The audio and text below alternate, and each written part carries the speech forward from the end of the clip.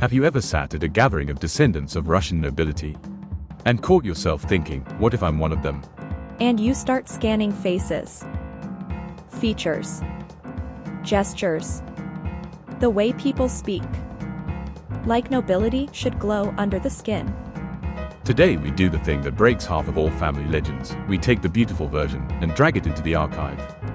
A rare surname. A bridge in St. Petersburg. And the thought, is this my family bridge? Here's the bet, will this story end with a noble coat of arms? Or with a peasant revision list? Quick deal, if you like investigations like this, hit like. It genuinely helps the video survive. And subscribe if you want more episodes where family myths meet documents. So, someone walks through street, Petersburg, and sees a bridge. The name on it matches his surname, Kukushkin. Your brain does what it always does, connects dots even when it shouldn't. The bridge was named after a nobleman. 18th century. A tavern owner. Granted noble status. And the story inside your head starts singing, what if that's my great-great-great-grandfather? That's where most people make the mistake. They look for confirmation, not verification. Verification is pain, time, and archives. Tell us in the comments, have you ever had a family legend you wanted to prove? What was it? It starts simple, build a family tree on a free website. You reach a great-grandparent, and hit the wall, who was his father? First rule of genealogy, families remember stories, not records. He studied at a gymnasium, somewhere in Kostroma, he worked at the post office, none of that is a birth record. Then comes the trip, a village, a photo near a post office, and a cinematic moment, you meet today's postmaster, who holds the same position, a century later. And then, pure luck, I think there was a suitcase with documents. You open it, letters, photos, certificates, handwritten notes. Including 2 different birthplaces that don't match.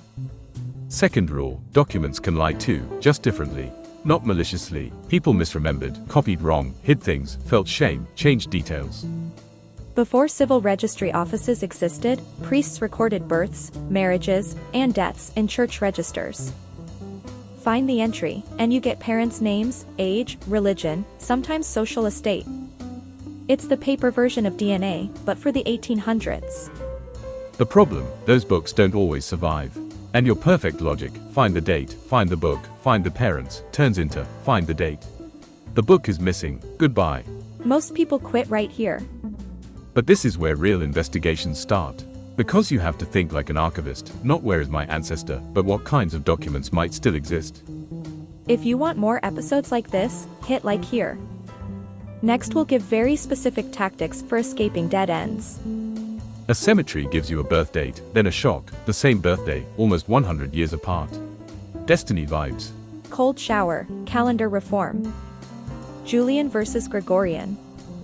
People wrote dates the way they learned them. You can chase the wrong date for weeks. Third rule, coincidence is not proof. It's only permission to dig. If the record for the exact year is missing, search for brothers and sisters. Same parents, different years. Higher chance something survived. It sounds boring. It works more often than my grandma said. Do you have a suitcase of documents or a box of old photos at home? Comment yes or no. If yes, you're already ahead of most people. Here's a move many people don't know. If someone was in the Communist Party, there may be a personal file. Questionnaires, autobiography, sometimes details about parents before and after 1917. Why is this powerful? Because it's where the state asked, who are you, really? And it can contain what church books don't: death dates, places, jobs, family situations. That's how a key appears, the father's patronymic, the mother's story, where and when the father died, details that unlock the next step. And now we go to the tool that can take you back to the early 1700s, revision lists. Revision lists were tax censuses, households' ages, who is whose son, who lives where. Not romance. Not mythology. Government accounting. That's why they're often more reliable than family stories. Not he was a hero, but Semyon, 17 years old, living in Kuprian's household. Step backward, and Kuprian becomes son of Kozma. Step backward again, and you find Grigory, son of a fantasy. Generations. No coats of arms. Still real. Final answer for the first storyline, no connection to the saint. Petersburg noble line. Maps show the bridge existed when our Vasily was still a child in a different geography. And the St. Petersburg branch doesn't continue by surname anyway, no male line carrying the name.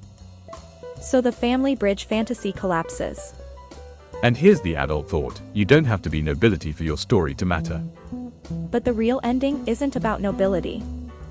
It's about a question, does everyone need to know everything?